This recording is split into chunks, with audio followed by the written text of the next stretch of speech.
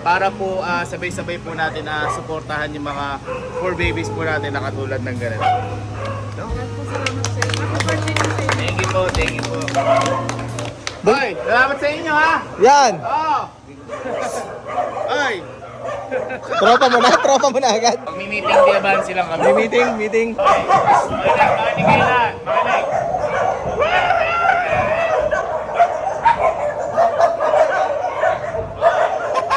Umagri!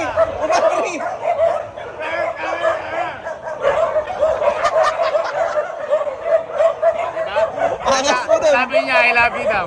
Ay, happy birthday daw! Binati ka? Happy birthday! Binati ka? Kumakanta nga. Oo daw. 1,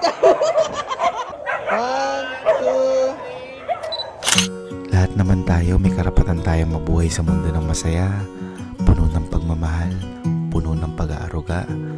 Kaya sa lahat po na may alaga ng mga 4 babies dyan, saludo po ako sa inyo lahat. Dahil sabi ko nga po sa inyo kanina, hindi po yan normal na obligasyon, kung hindi panghabang buhay po yan na obligasyon. At yan, hindi lang yan basta hayop, kung hindi pamilya po natin yan. Kaya maraming salamat po sa pagmamahal na ibinibigay niyo po sa mga 4 babies natin.